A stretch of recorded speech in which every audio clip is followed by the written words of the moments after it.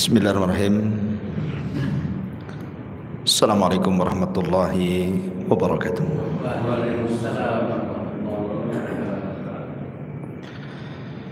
Alhamdulillah wassalatu wassalamu ala Rasulillah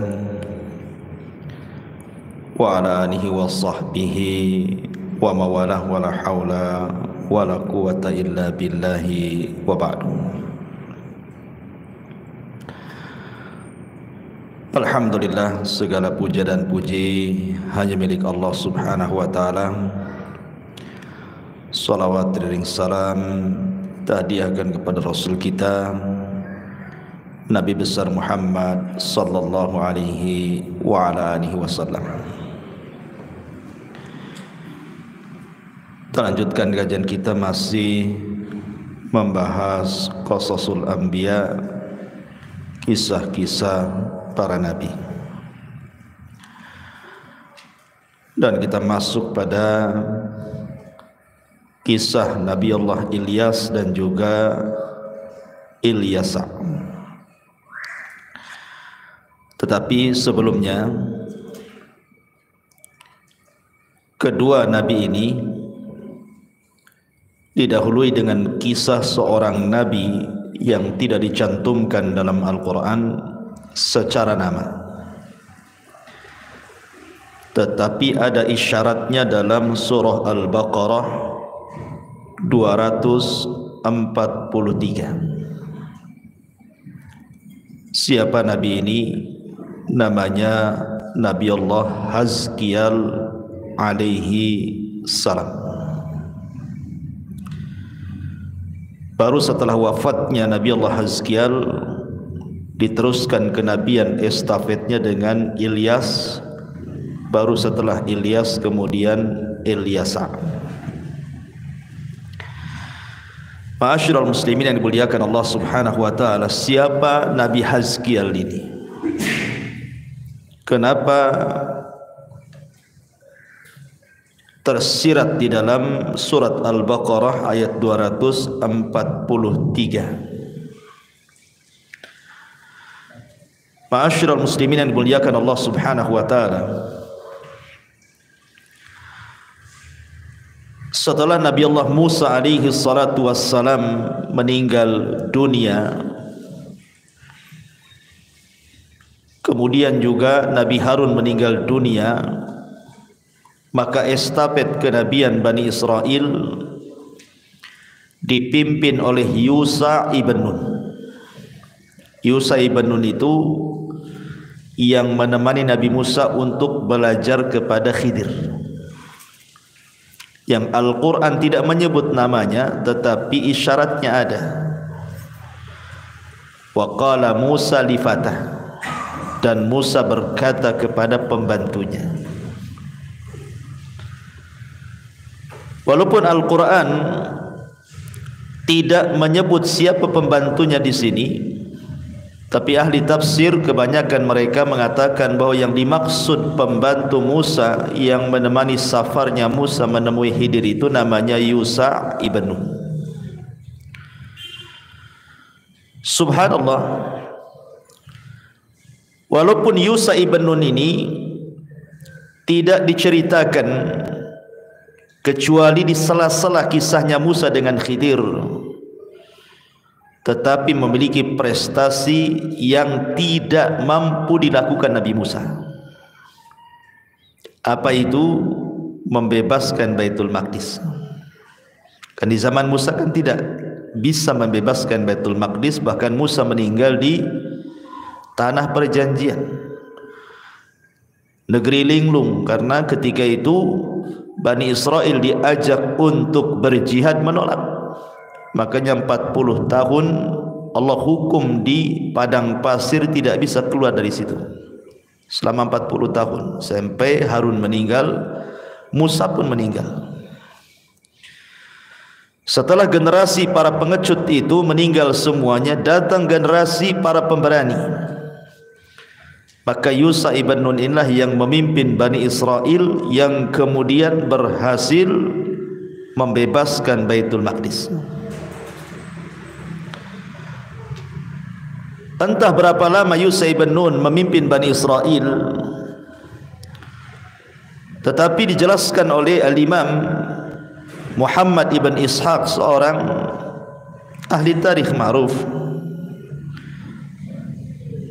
dari seorang mu'arrikhul Yahud, ahli tarikh Yahudi yang masuk Islam, namanya Wahab ibn Munabbih. Jadi ketika Yusha ibn Nun meninggal dunia, maka estafet kepemimpinan Bani Israel jatuh kepada Kalib ibn Yufanna. Setelah Kalib ibn Yufanna meninggal, barulah datang era Nabi Hazkiel. Baru setelah Hazkiel masuk era Ilyas. Setelah Ilyas baru Ilyasa, dan begitu seterusnya. Ma'asyiral muslimin yang dimuliakan Allah Azza wa Jalla, dijelaskan oleh para ulama sejarah bahwa Nabi Hazkiel ini, kenapa disebut Hazkiel itu Hazkiel ibnu Buzi, ada yang mengatakan Buzi ibnul Ajuz. Di sini ada kalimat ibnul Azuz. Ajuz itu artinya orang tua, nenek-nenek. Ya. Ada yang mengatakan karena ibunya dulu mandul, kemudian sudah tua, kemudian terus berdoa kepada Allah Subhanahu wa taala, akhirnya Allah anugerahkan anak, dan kemudian anak itu disebut ibnul Ajuz, yang kemudian disebut Hazkiel.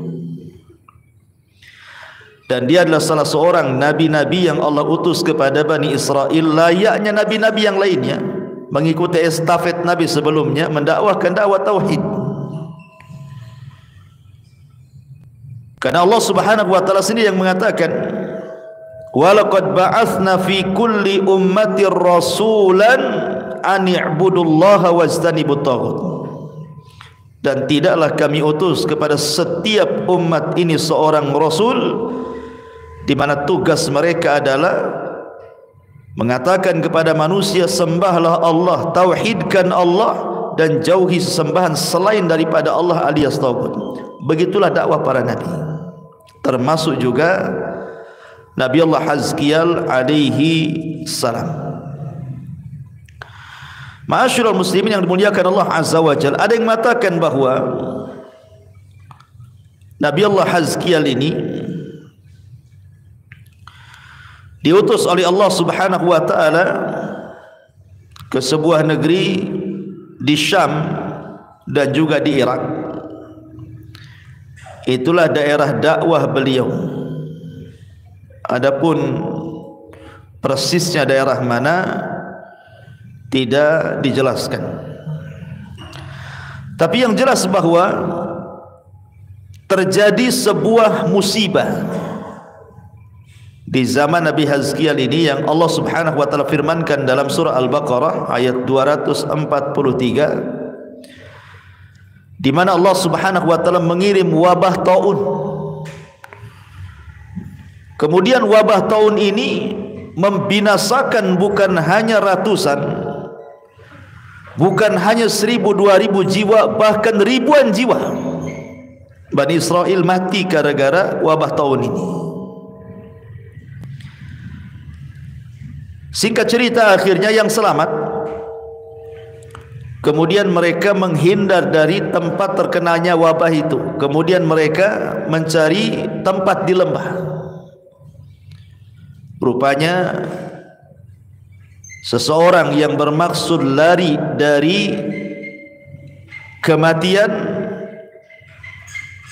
terkena takdir kematian. Dalam bahasa para ulama, al-hadharu la yamna'ul qadara, menghindar dari takdir terkena takdir lain, itu maksudnya. Belum tentu orang menghindar kematian dia tercegah dari takdir kematian. Seperti mamanya kemarin waktu corona, ada orang yang berusaha mamanya Anggaplah di Batam ini terjadi wabah corona. Antum pengen terlepas dari corona, keluar dari Batam. Rupanya keluar dari Batam ketabrak corona juga. Ya, mobil corona. Yang satu kena wabah corona, yang pas keluar kena tabrak corona. Itu namanya al-hadar la yamna'ul qadar namanya.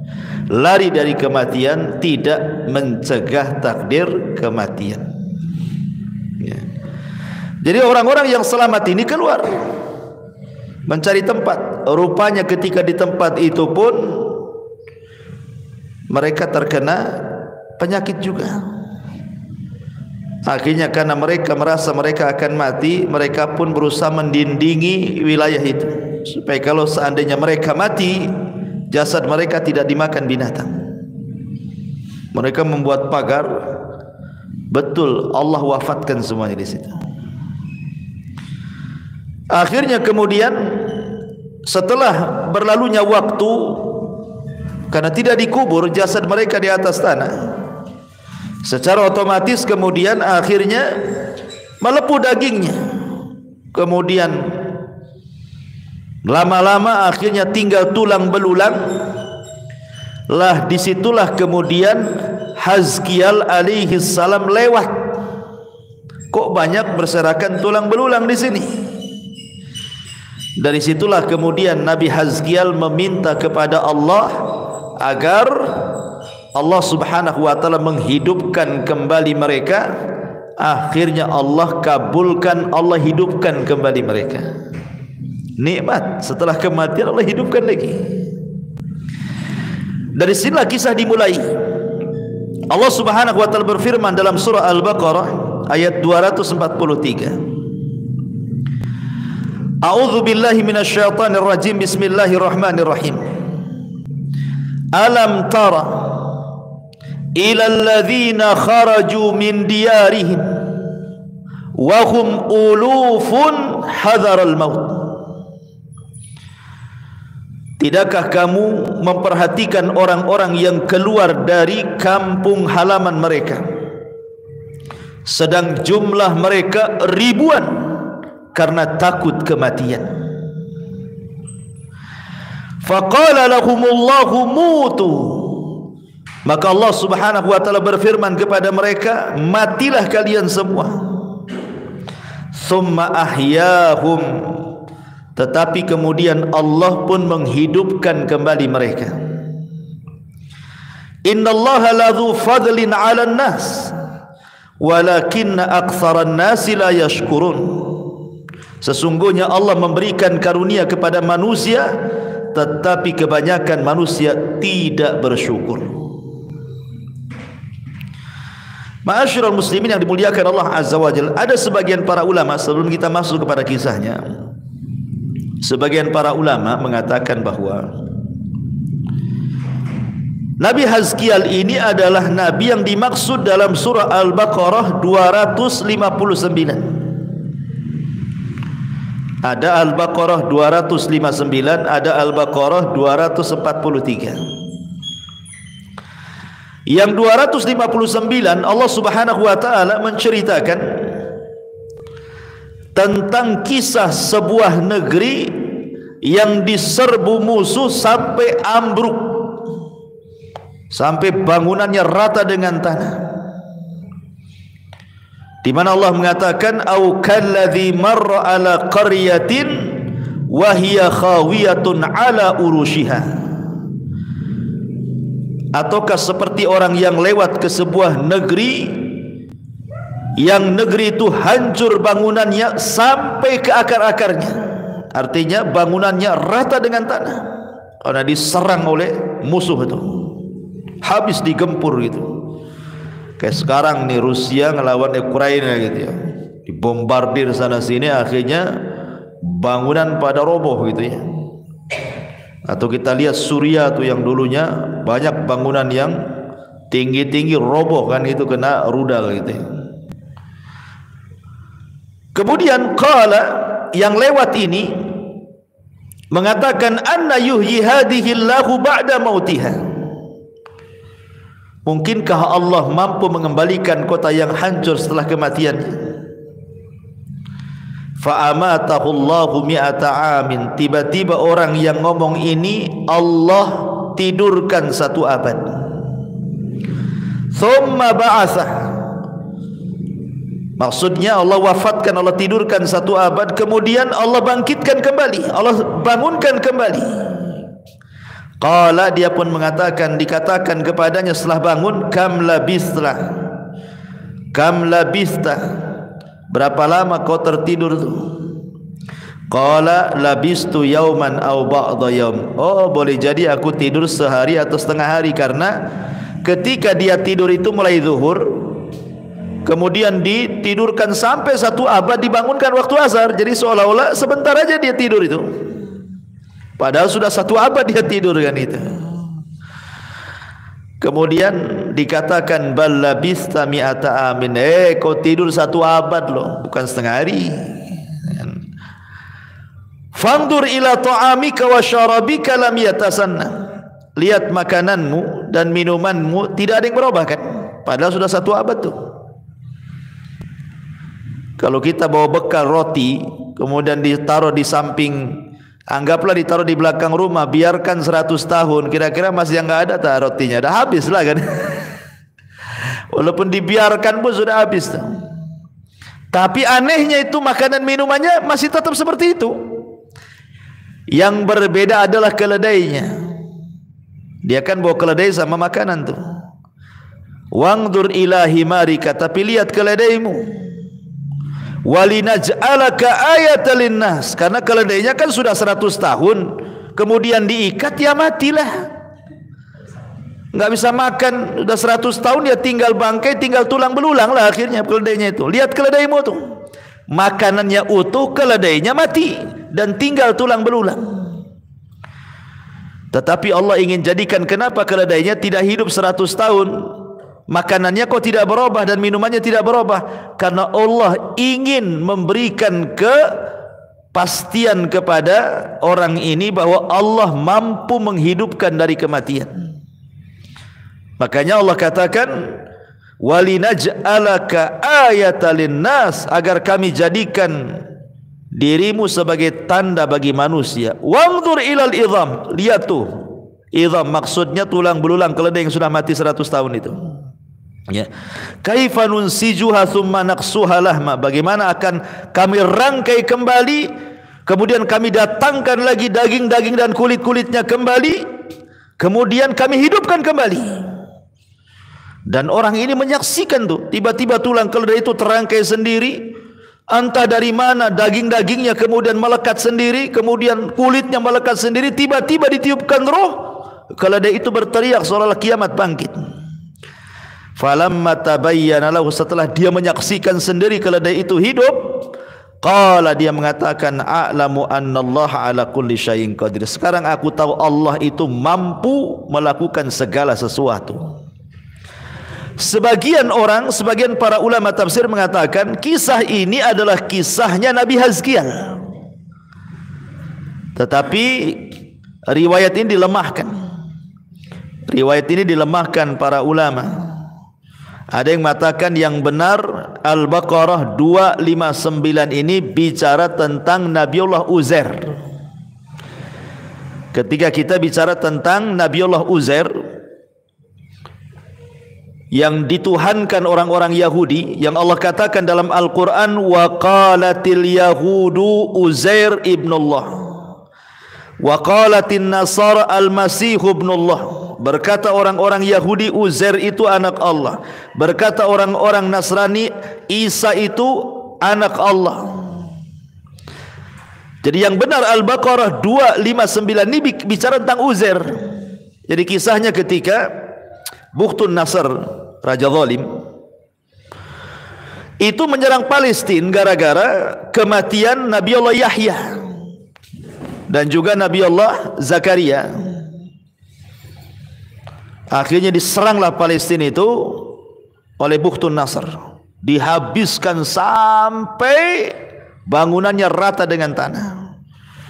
Laki-lakinya dibantai, perempuan anak-anak diperbudak, dibawa ke Babylon, Irak.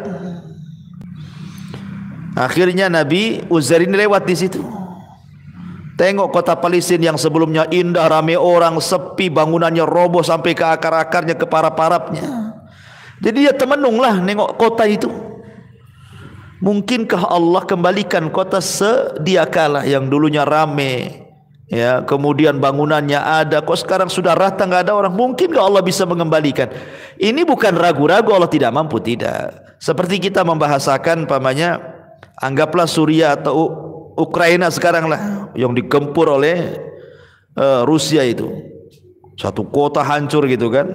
Kita berpikir mungkin nggak kembali ke semula gitu maksudnya. Itu maksudnya. Ya. Akhirnya kemudian Uzair ini oleh Allah Subhanahu Wa Taala saat istirahat tidur dia, rupanya nggak dibangun-bangunkan 100 tahun, 1 abad. Ya. Antum tidur 3 hari saja bangun dah haus tuh kan. Ya. Pas bangun dia kaget, rupanya kotanya sudah ramai lagi gitu maksudnya. Kotanya itu sudah ramai lagi, sudah banyak, sudah ada kehidupan lagi gitu kan. Kemudian sebelum dia melihat kotanya hidup kembali, Allah perlihatkan bagaimana Allah bisa menghidupkan keledai dari kematian, begitu juga Allah bisa hidupkan kota yang mati. Dan akhirnya keledainya dia ikat, dia tidur, makannya ditaruh di sebelah, kemudian 1 abad dia tidur. Pas bangun, makanannya tadi yang berubah, keledainya pula yang berubah, sudah mati tinggal tulang-tulangnya itu. Akhirnya Allah hidupkan keledai itu di hadapan Uzair. Maka ketika betul-betul dihidupkan, tidak ada yang mustahil bagi Allah. Innallaha ala kulli syai'in qadir. Jadi kisah Al-Baqarah 259 ini bukan kisahnya Hazkiel, tetapi kisahnya Uzair. Tetapi Al-Baqarah 243 inilah baru berkisah tentang kisahnya Hazkiel. Nabi Allah Hazkiel alaihi salam. Alam tara ila alladzina kharaju min diyarihim wa hum ulufun hadaral maut. Tidakkah kamu lihat, memperhatikan orang-orang yang keluar dari kampung halaman karena terkena wabah taun. Jumlah mereka uluf. Uluf ini beda dengan alaf. Ya, alaf itu jamaknya alfun. Alfun itu artinya 1000. Kalau alaf banyak ribu. Kalau uluf ribu-ribu gitu maksudnya bahasa Arabnya. Ya. Negeri yang terkena wabah itu bukan hanya 1000, 2000, ribuan. Sampai-sampai dijelaskan jumlah mereka itu oleh sebagian para ulama seperti Abdullah ibn Abbas radhiyallahu anhuma mengatakan kanu arba'atu alaf, yang keluar itu sampai 4000. Yang lain mengatakan tis'atu alaf, 9000. Yang lain mengatakan arba'ina alfan, 40.000. Yang lain mengatakan arba'una alfan, sab'una alfan, 70.000. Yang lain mengatakan asyratu alaf, 10.000. Intinya kan lebih daripada 1000. Yang paling sedikit Abdullah bin Abbas mengatakan 4.000. Yang paling banyak mengatakan 70.000. Jadi kejadiannya begini. Jadi ada sebuah negeri namanya Darwadan, terkena wabah taun. Apa penyebab wabah taun ini? Ada yang mengatakan bahwa karena Bani Israel itu ketika diajak jihad tak mau. Mereka nggak mau jihad. Sebelumnya mereka sudah semangat mau jihad, setelah tiba waktunya tak mau pula mereka. Dari situlah Allah Subhanahu wa taala azab mereka. Allah turunkan penyakit taun. Ribuan orang mati karena taun. Akhirnya kemudian yang selamat ini, yang masih hidup, kemudian mereka pun keluar. Sebagian mereka keluar, sebagian mereka bertahan. Lah yang keluar ini, setelah kemudian taun ini diangkat, mereka pulang, rupanya selamat. Kemudian sebagian yang lain mengatakan nanti kalau terjadi taun lagi, kita pun akan keluar supaya selamat seperti mereka. Betul-betul Allah kirim lagi wabah kedua kalinya. Ribuan lagi orang meninggal. Akhirnya karena mereka melihat sebelumnya ada orang keluar selamat, rame-rame keluar semua. Rupanya ketika mereka keluar semua dari daerah yang terkena wabah itu, mereka pun lari ke lembah. Rupanya di lembah sudah ditunggu oleh malakul maut. Lari dari taun mengarah ke malakul maut. Sama saja kan itu. Ya, dikiranya malakul maut cuma di taun saja. Rupanya di situ pun ada malakul maut juga. Malakul maut itu bukan satu dua malaikat, ribuan malaikat. Yang mati kan ribuan juga, jinnya, manusianya kan itu. Keluar mereka, akhirnya menyelamatkan diri dari taun, masuklah di lembah. Rupanya di situ juga terkena penyakit. Tadi saya katakan dari awal, sebuah kaedah yang disebutkan para ulama, al-hadharu la yamna'ul qadara. Menghindar dari kematian itu tidak mencegah takdir kematian. Kenapa? Karena Nabi SAW yang mengatakan, wa'lam anna ma asabaka lam yakun liyukhti'aka wa ma akhta'aka lam yakun liyusibak. Ya. Ketahuilah, apapun yang Allah Subhanahu wa taala timpakan dari musibah, tidak ada yang mampu mencegahnya.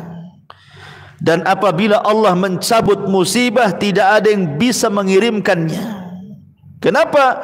Karena musibah dan diangkatnya musibah itu tergantung dengan masyiatullah, kehendak Allah. Kalau Allah sudah berkehendak, kita pula tak berkehendak, pasti terjadi. Kalau Allah tidak berkehendak, kita pula berkehendak, tidak mungkin terjadi. Ya. Makanya seorang penyair mengatakan, idza kana amrullahi amran yuqaddar fa kaifa yafirrul mar'u minhu wa yahdhar. Seorang penyair mengatakan, apabila urusan Allah sudah ditakdirkan, tidak mungkin seseorang lari dan menghindar, pasti terkena. Ya kan? Ma'asyiral muslimin yang dimuliakan Allah Subhanahu wa taala. Akhirnya kemudian mereka karena sudah ini yang menyelamatkan diri ini, wah ini rupanya lari dari mereka, kita pun terkena penyakit lain pula di sini. Mereka takut kalau kematian mereka tidak diurus jasadnya. Takut dimakan binatang-binatang kan. Akhirnya sepakat mereka untuk membuat pagar. Gak apa-apalah mati, tapi jasad mereka tetap terjaga, tidak dimakan binatang. Kemudian dipagari itu daerah itu. Akhirnya satu persatu mereka mati, dan tidak ada yang tersisa satupun. Baik di negeri yang terkena wabah mati dengan taun, ataupun yang menyelamatkan mati dengan yang lain. Enggak tersisa, enggak ada orang lagi. Jadi ketika Nabi Hazkiel kemudian datang, dia mau dakwah sama siapa? Manusia sudah enggak ada. Yang situ mati dengan taun gitu ya, yang ini mati pula dengan yang lain. Mau berdakwah sama siapa? Enggak ada orang. Ya. Akhirnya kemudian Nabi Hazkiel alaihi salatu wassalam ini berdoa kepada Allah Subhanahu wa taala. Apa doanya?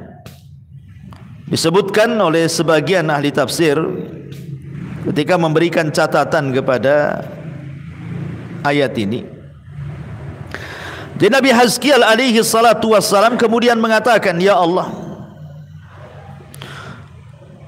ya Rabb, kuntu fi qaumin yahmadunaka wa yusabbihunaka wa yuqaddisunaka wa yukabbirunaka wa yuhallilunaka fabaqitu wahidan la qaumali. Ya Rabb, dulu aku di tempat ini adalah beberapa kaum itu yang memuji kamu, bertasbih kepadamu, membersihkan namamu, membesarkan namamu, mengesahkan dirimu. Sekarang aku tinggal sendiri, enggak ada kaum lagi katanya. Karena mati semua masalahnya kan gitu ya. Aku sendirian di sini sekarang. Fa'auhallahu ta'ala ilaihi anni ja'altu hayatahum ilaika, maka Allah wahyukan kepadanya, Allah akan janjikan, Allah hidupkan kembali mereka. Maka Allah memerintahkan kepada Hazkiel untuk menghadapkan wajahnya ke bangkai tulang belulang orang-orang yang sudah mati dan mengatakan, ahyau biiznillah, hiduplah kalian dengan izin Allah, katanya. Faqamu, mereka pun bangkit semuanya dari kuburan-kuburan mereka itu, hidup lagi dengan izin Allah Subhanahu wa taala. Dan ini bentuk mukjizatnya Nabi Hazkiel, bisa menghidupkan orang mati dengan izin Allah Subhanahu wa taala. Ada juga Nabi Hazkiel ini ketika melihat bangkai-bangkai yang sudah jadi tulang-tulang belulang itu, dia merenung sendirian. Kemudian dia mengatakan, mungkinkah orang-orang ini hidup kembali setelah kematiannya? Maka Allah Subhanahu wa taala mewahyukan kepada Hazkiel, turiduna an uriyaka ayah, maukah kutunjukkan tanda kebesaranku, kata Allah kepadamu wahai Hazkiel? Kata Hazkiel, na'am, ya. Maka Allah pun hidupkan kembali mereka. Ma'asyiral muslimin yang dimuliakan Allah Subhanahu wa taala, ketika kemudian mereka sudah hidup semuanya nih dari kematiannya, berkata Imam Mujahid, maka mereka mengatakan, subhanak Allahumma rabbana wa bihamdika la ilaha illa ant, maha suci engkau ya Rabb. Ya Rabb, kami memuji dirimu bahwa engkau tidak ada sesembahan yang berhak disembah kecuali engkau. Akhirnya kemudian mereka pun hidup kembali dan beriman kepada syariatnya Hazkiel, dan mereka pun kemudian mau diajak apapun oleh nabinya, jihad, ayo, semua ayo, udah sadar mereka, ya kan? Tetapi ikhwatu fiddin muliakan Allah Subhanahu wa taala, memang sunnatul kaun. Bani Israel itu umumnya kalau nabinya sudah meninggal, maka mereka kufur lagi. Bahkan sebagian mereka belum lagi nabinya meninggal, mereka bunuh nabinya malah. Mereka dustakan ajarannya, mereka bunuh nabinya, seperti yang terjadi kepada Yahya dibunuh, Zakaria dibunuh. Nasib baik Nabi Hazkiel mereka nurut, karena dia yang berdoa kepada Allah untuk menghidupkan mereka. Bersyukur mereka hidup dari kematian, itu kan bersyukur ya ikhwan. Ya, orang bisa hidup dari kematian lagi kan bersyukur sekali itu. Akhirnya kemudian Nabi Hazkiel entah berapa waktu tinggal bersama Bani Israel. Muhammad ibn Ishaq, seorang pakar sejarah, mengatakan, lam yadhkur lana muddata labthihi Hazkiel fi Bani Israel, tidak disebutkan kepada kita berapa lamanya tinggal Hazkiel di Bani Israel. Tetapi ketika Allah Subhanahu wa taala cabut nyawa Hazkiel ini, dan lamanya waktu, mereka pun kembali melakukan kesyirikan. Kemudian mereka menyembah berhala namanya Ba'lan. Ini Hazkiel meninggal, kemudian semakin jauh dari kenabian, maka mereka pun kufur kembali, sehingga Allah katakan, atad'una Ba'lan wa tadaruna ahsanal khaliqin, patutkah kamu menyembah Ba'lan dan kamu tinggalkan sebaik-baik pencipta? Ketika mereka mulai melakukan kesyirikan lagi, menyembah berhala namanya Ba'lan, disinilah Allah utus Nabi Ilyas. Ya, bagaimana kisah Ilyas ini? Tunggu minggu depan. Sekarang kita ambil hikmah dari pelajaran Nabi Hazkiel ini. Bicara tentang taun, ikhwan, dalam Islam pun pernah terjadi taun. Lalu apa bedanya taun yang ditimpakan kepada Bani Israel dengan taun yang ditimpakan kepada kaum muslimin? Aisyah Ummul Mukminin radhiyallahu anha, dia pernah bertanya kepada Nabi SAW tentang taun. Maka Nabi SAW menjawab, innahu kana azaban yab'athuhu Allahu ala man yasha. Taun adalah azab yang Allah utus kepada siapapun sekehendaknya. Taun ini adalah jundun min junudillah, dia tentara di tentara Allah, bisa membinasakan kapanpun sesuai kehendak Allah.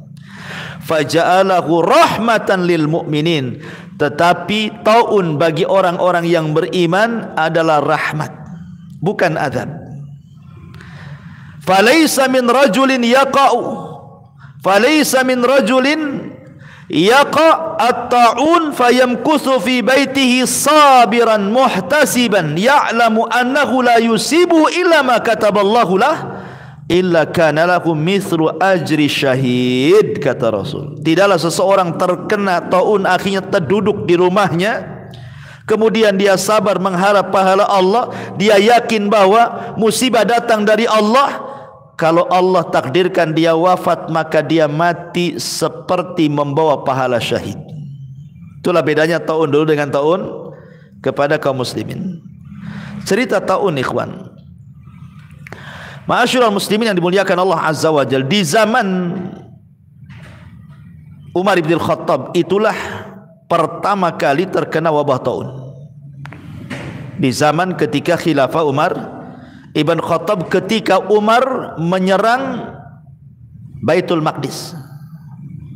Jadi ketika Umar menyerang yang disebut dengan perang Qadisiyah itu, lah di antara kota Qadisiyah itu ada namanya Amwas. Lah Umar bin Khattab mengutus pasukan banyak untuk menyerbu kota Amwas, dipimpin oleh Abu Ubaidah ibnul Jarrah. Abu Ubaidah ibnul Jarrah. Allah takdirkan belum sampai ke kota mau diserbu itu, rupanya kota itu terkena wabah taun. Ya. Akhirnya kemudian pasukan terpecah jadi dua, mau menyerbu atau balik.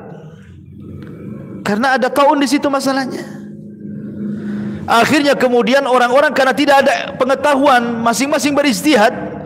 Sebagian mereka kemudian datang kepada Umar bin Khattab radhiyallahu anhu sebagai khalifah, meminta saran. Gimana nih? Apa kita masuk kota? Kalau masuk kota ada taun di situ, atau kita tidak menyerbunya? Cukup dari luar aja kita lempari panah, kan itu. Maka pendapat Umar bin Khattab berbeda pula dengan pendapat Abu Ubaidah ibnul Jarrah. Pendapat Umar, sebaiknya jangan masuk. Ini wabah, jangan masuk. Ya.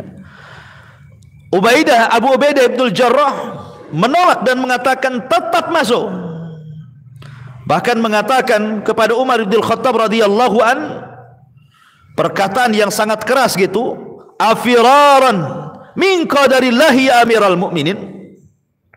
Wahai amiral mu'minin, apakah engkau akan lari dari takdir Allah? Soal penyakit biarkanlah penyakit, tetap kita serbu, enggak ada urusan dengan penyakit, katanya.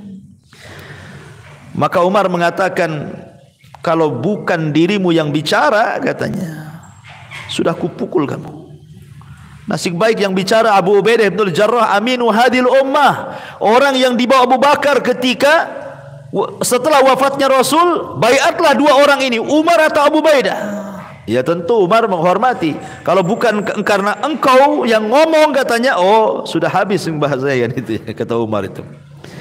Akhirnya Umar pun beristihad. Tetapi ketika terjadi silang pendapat ini, datanglah Abdurrahman ibn Auf menengahi. Karena pasukan terbagi dua nih. Ada yang ikut Amirul Mukminin Umar bin Khattab, ada yang pasukan yang ikut dengan Abu Ubaidah, tetap ingin nyerang, kan gitu ya.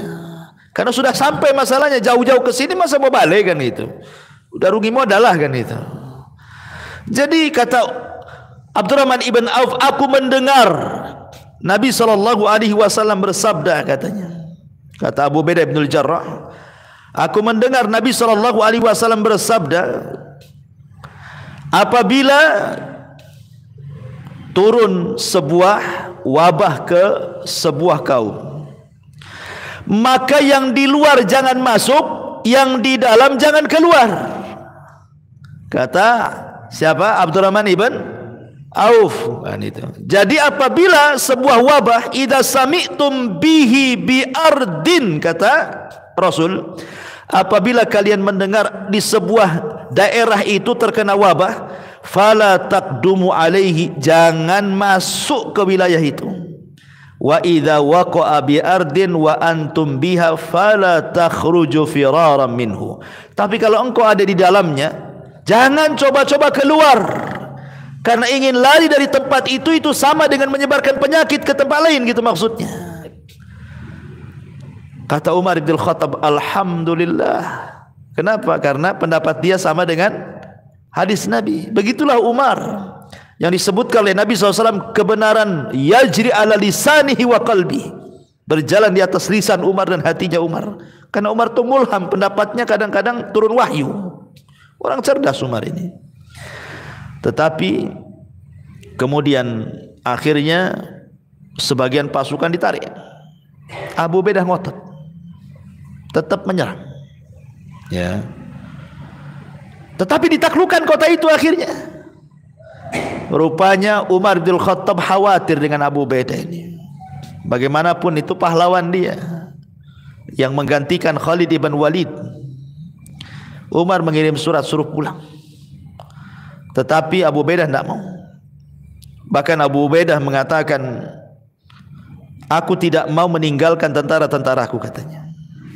Sebab itulah Abu Ubaidah ibn al-Jarrah pun Allah takdirkan mati kena taun. Kemudian diganti oleh Mu'adh bin Jabal, mati juga kena taun. Sampai-sampai para sahabat yang meninggal taun itu, subhanallah, bukan hanya 10, 20, 100, 200, ribuan para sahabat mati kena taun. Ya, termasuk Abu Ubaidah bin al-Jarrah, satu keluarga. Mu'adh bin Jabal, satu keluarga. Akhirnya kepemimpinan jatuh kepada Amr bin As. Amr bin As membawa orang-orang yang selamat ke atas bukit. Sampai kemudian penyakit taunnya hilang, baru mereka turun lagi. Ya. Ma'asyiral muslimin yang dimuliakan Allah Subhanahu wa taala, dari sini ikhwan, bahwa taun ini juga pernah terjadi beberapa kali dalam dunia Islam itu. Tahun 18 Hijriah di masa Umar terjadi taun Amwas. Tahun 69 Hijriah terjadi taun Al-Jarif namanya. Ada kisahnya tuh. Kemudian tahun 87 Hijriah terjadi taun Al-Ashraf. Kemudian tahun 131 terjadi taun Muslim ibn Qutaibah. Dan juga setelahnya pada Bani Abbasiyah juga terjadi taun. Dan sebelah barat Islam juga terjadi taun. Jadi taun itu terulang di zaman itu. Ya, tapi alhamdulillah tahun ini terputus, tetapi Allah kirim wabah yang lain. Ya, di negeri kita ini macam-macam wabah itu. Dari mulai flu burung gitu ya, sampai kepada corona. Corona sendiri banyak anaknya. Macam-macam anak corona tuh. Ya. Sampai yang terakhir XBB itu anaknya tuh. Ya kan? Macam-macam anak corona. Jadi memang subhanallah ya. Tapi begini ikhwatu fiddin yang ingin saya sampaikan tentang masalah wabah ini. Allah Subhanahu wa taala mengatakan dalam Al-Baqarah 155, "Wala nabluwannakum bi syai'im minal khaufi wal ju'i wa naqsim minal amwali wal anfusi wath thamarat." Dan kami akan uji kalian dengan sesuatu dari perasaan takut, lapar, kekurangan harta, kematian jiwa, hilangnya buah-buahan, dan begitu seterusnya. Artinya bahwa sunanul kaun, sesuatu yang pasti berlaku, pasti setiap manusia itu akan diuji oleh Allah Azza wa Jalla. Lah salah satu ujiannya adalah dengan ditimpakan wabah ini dan ditimpakan bala. Tidak dengan penyakit yang mungkin dengan gunung meletus, tidak dengan meletusnya gunung, boleh jadi dengan gempanya. Tidak dengan gempa banjir pula di mana-mana. Tidak dengan banjir datang pula puting beliung ke mana-mana. Ngangkat rumah, ngangkat atap dan sebagainya. Tidak musibah besar, musibah kecil, mungkin tabrakan beruntun di jalan. Atau mungkin lebih kecil daripada itu, setiap kita diberikan penyakit oleh Allah Azza wa Jalla yang tak kunjung sembuh. Usaha tak pernah gelar-gelar tikar, asik gulung aja tikarnya. Nggak pernah digelar-gelar tikarnya itu, digulung aja kan. Ya nggak bangkrut lah jadinya kan. Ya. Jadi ada orang di macam-macam musibah itu, ikhwan. Tetapi perlu antum pahami bahwa ada asbab bala. Kalau sifatnya umum itu, sampai Al-Hafidz Ibnu Hajar rahimahullahu taala menyebutnya, ada penyebab-penyebab kenapa Allah itu mengirim bala, bencana itu secara merata. Ya. Habis di sini di sana, habis di sana lagi, balik lagi ke sini, kan itu ya. Terutama di akhir tahun, terutama habis gerhana biasanya. Ya, ada aja musibah tuh. Al-Hafidz Ibnu Hajar mengatakan min asbab jalbil bala wa khassi minha, min asbabi jalbil bala'i wa khassi minha az-zina li'annahu a'dhabuha fi dhalik. Sebab seseorang itu atau bala itu menimpa di mana-mana, secara khusus karena banyak tersebar perzinahan. Itu penyebab terbesar. Ya, maksiat secara umum itu menyebabkan bala, mengundang bala. Tapi secara khusus masalah perzinahan, ya, itu paling cepat mengundang bala. Makanya kata Imam Al-Qurtubi rahimahullahu taala, dia mengatakan setiap negeri itu pasti akan terkena bala. Setiap negeri, bukan Indonesia saja, Malaysia, macam-macam negeri pasti ada kena balanya. Ya. Dan Imam Qurtubi mengatakan fa ahluha ma'sumuna minal bala bi arba'atin. Kalau seandainya orang itu melakukan 4 perkara, kata Imam Al-Qurtubi, maka negara itu akan aman dari bala, katanya. Apa 4 perkara itu? Pertama, imamun adilun la yadhlim. Pemimpinnya adil, tidak zalim. Kalau pemimpin negaranya adil, tidak pernah menzalimi rakyatnya, maka negeri itu makmur. Yang kedua, alimun ala sabilil huda, dan para ulamanya mereka mengajak manusia untuk masuk kepada petunjuk Allah. Jadi para ulamanya betul-betul menghendaki hidayah bangsa ini. Kemudian yang ketiga, wa masyayikhu ya'muruna bil ma'ruf wa yanhauna 'anil munkar wa yuharriduna 'ala talabil ilmi wal Qur'an.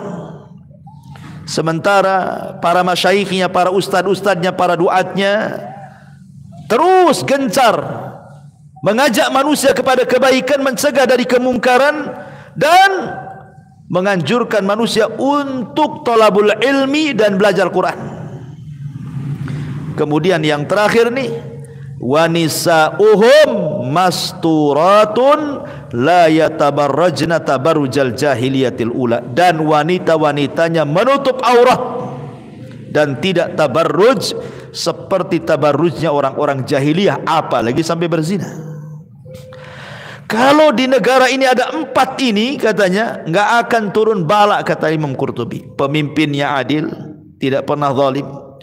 Para ulama yang di atas dekat pemimpinnya mengajak manusia untuk masuk ke dalam hidayah. Kemudian para duat dan ustadznya tidak henti-hentinya mengajak manusia kepada kebaikan, mencegah kemungkaran, diajaknya orang untuk menuntut ilmu dan belajar Quran, dan wanita-wanitanya menutup aurat, tidak tabarruj, apalagi sampai berzina. Ya, maka negeri ini aman, kata Imam Al-Qurtubi rahimahullahu taala. Ma'asyiral muslimin yang dimuliakan, tetapi kalau seandainya orang itu memang Allah uji, namanya bala itu, ikhwan, tidak mesti dalam bentuk azab, tidak. Terkadang dalam bentuk rahmat. Seperti tadi taun itu bagi umat dulu azab, bagi umat sekarang rahmat. Antum ditimpa penyakit, belum tentu itu sebuah azab, bisa saja itu rahmat dari Allah. Ya. Makanya kata Imam Abdul Qayyim rahimahullahu taala, kalau orang diuji nih, ada orang sakit berkepanjangan, tak sembuh-sembuh, usaha ya tadi nggak pernah gelar-gelar tikar, si gulung tikar.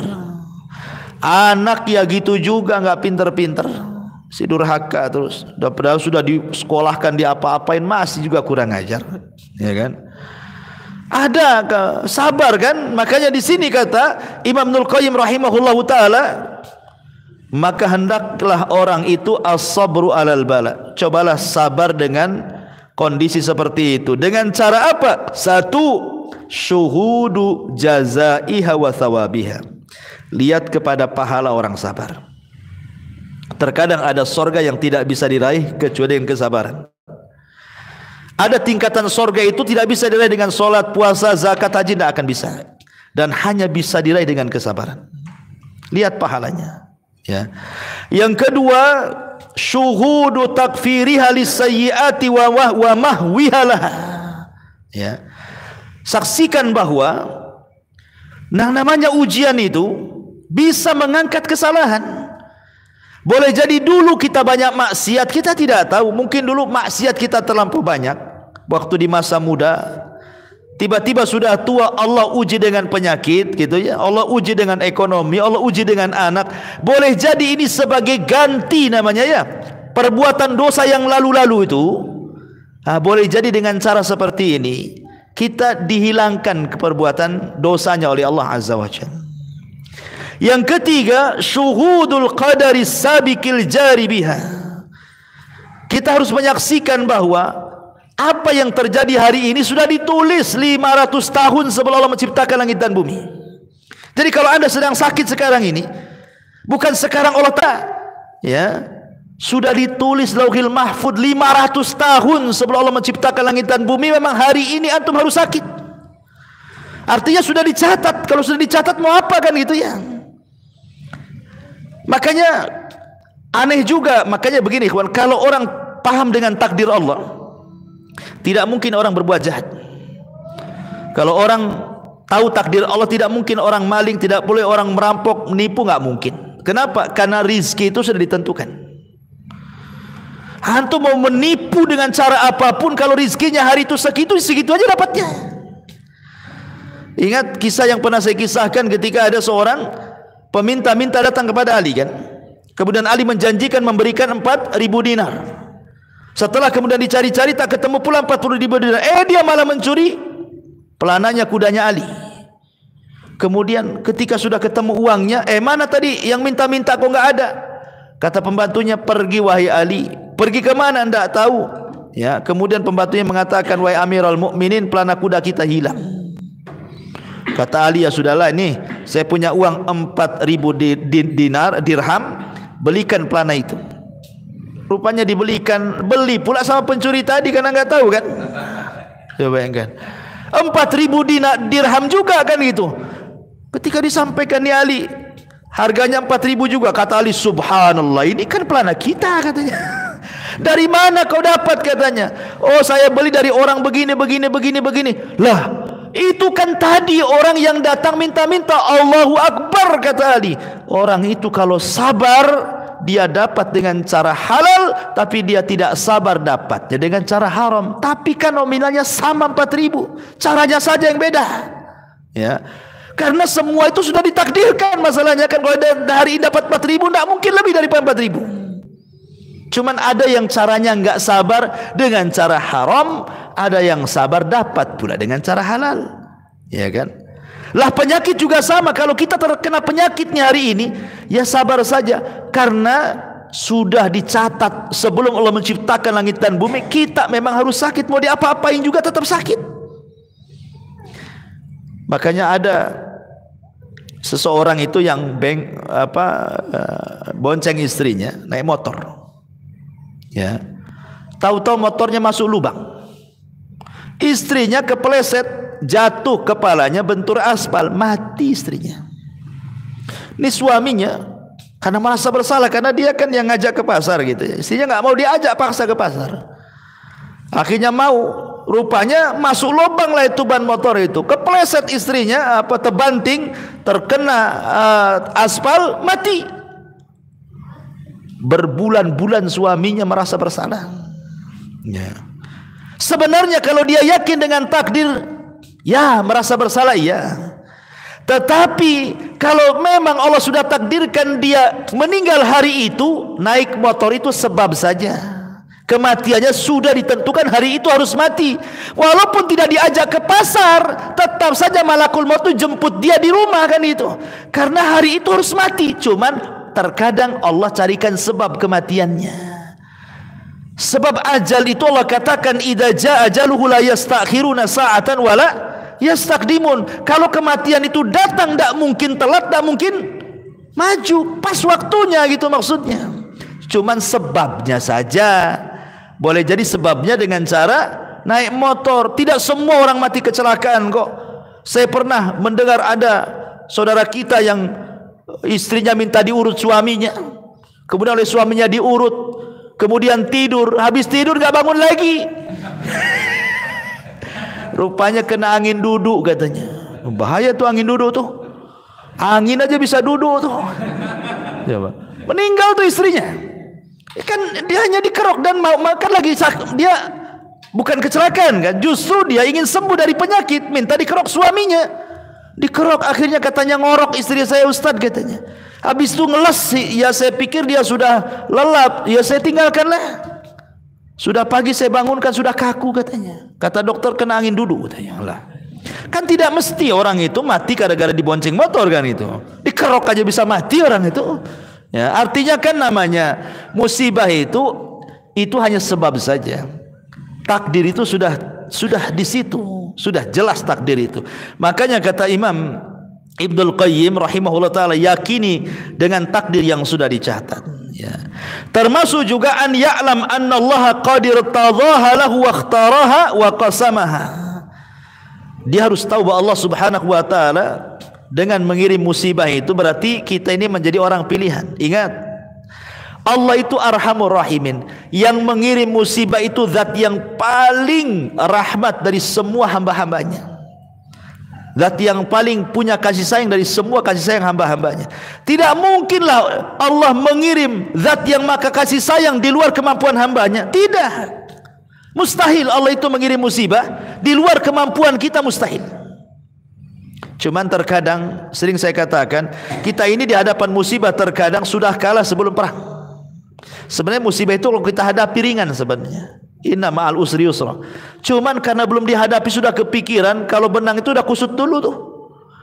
Ya, kalau air itu keruh dulu. Padahal tidak ada air keruh kecuali bisa dijernihkan, tidak ada benang kusut kecuali bisa diluruskan. Artinya kalau dihadapi masalah itu sebenarnya ringan sebenarnya. Kenapa? Karena Allah katakan inna ma'al usri yusran. Inna ma'al usri yusran. Lihat, Allah ketika menyebut kalimat al-usri menggunakan alif lam. Tapi ketika menyebut yusran tanpa alif lam menggunakan tanwin. Artinya apa? Dalam bahasa Arab, al-usri itu ma'rifat, yusran itu nakirah. Ma'rifat itu maknanya al-usri yang pertama adalah usri yang kedua. Kesulitan yang pertama adalah kesulitan yang kedua. Itu juga kesulitannya.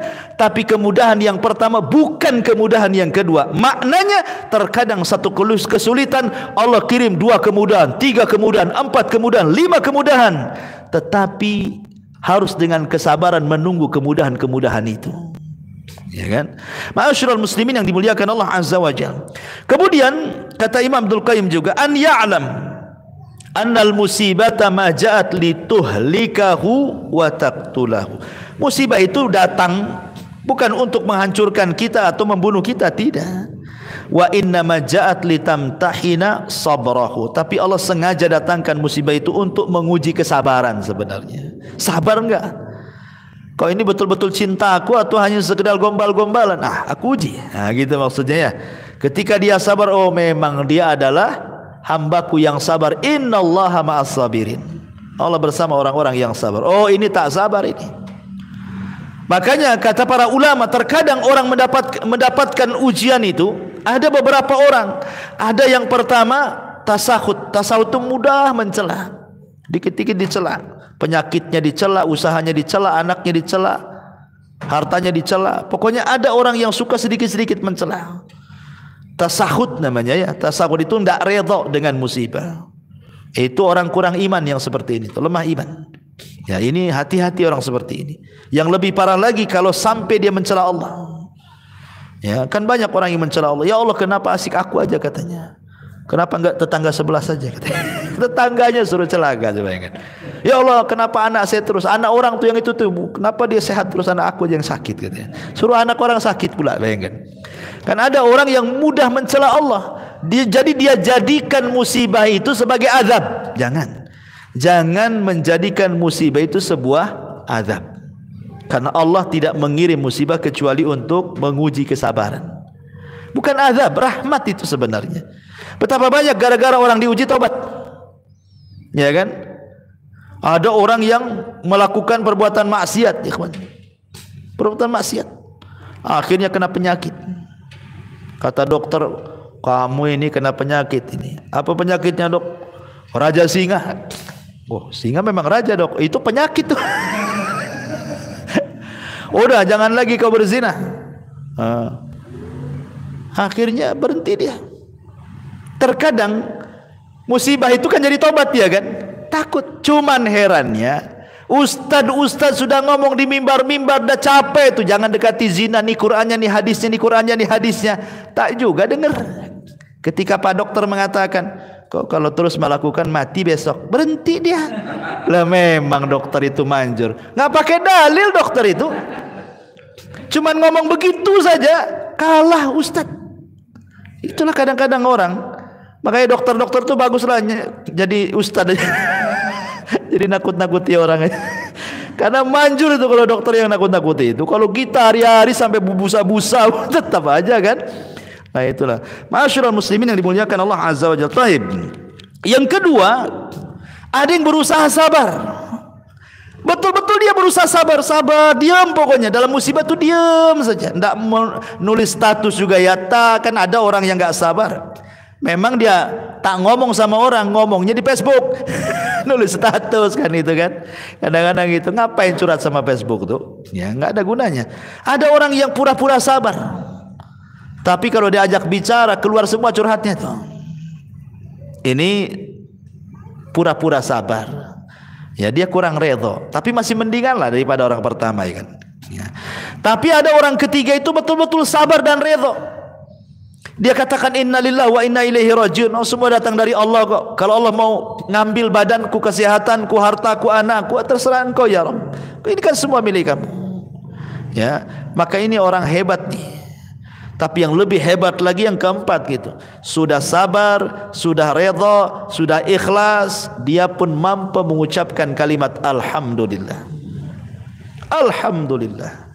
Ya, artinya alhamdulillah ala kulli halin. Ingat kalimat alhamdulillah itu diucap baik kena nikmat atau kena musibah. Karena Allah itu dipuji bukan saat kita senang saja, saat kita susah pun Allah harus dipuji.